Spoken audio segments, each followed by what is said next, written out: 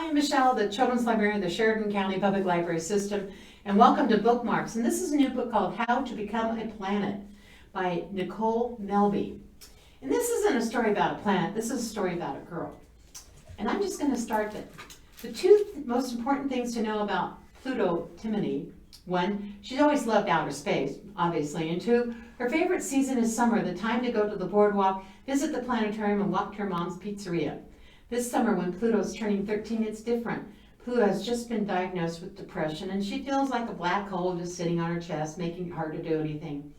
When Pluto's dad threatens to make her move to the city where he believes his money can help her get better, Pluto comes up with a plan to do whatever it takes to be her old self again.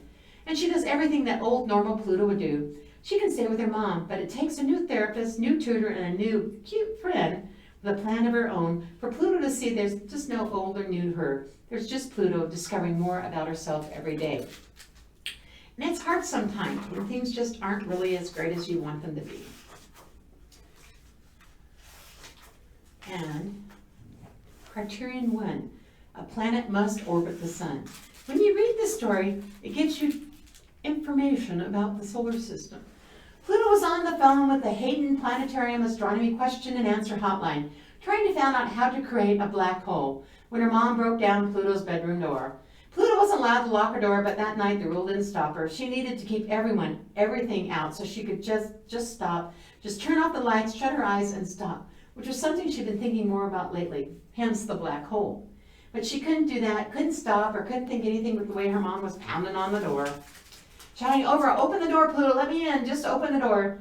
The voice on the other phone was jovial and kind as they explained how black holes were created.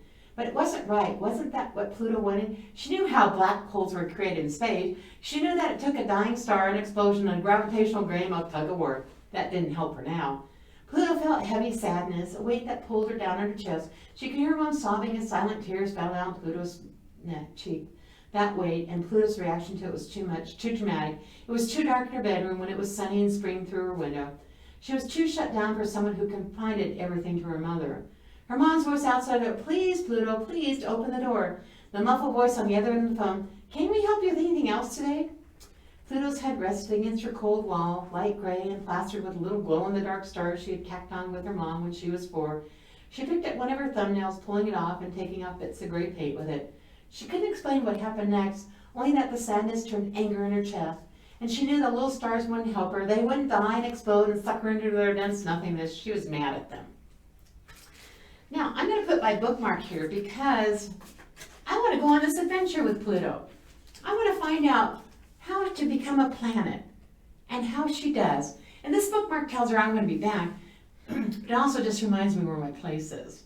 I'm so glad you joined me. I hope you join on this adventure on How to Become a Planet by Nicole Melleby and find out there's all sorts of things that can happen to make life better. I'm so glad you joined me. You brighten my day. But I don't want to know about black holes. I just like to know about astronomy. And thanks for joining me, and I'll see you next time. Bye.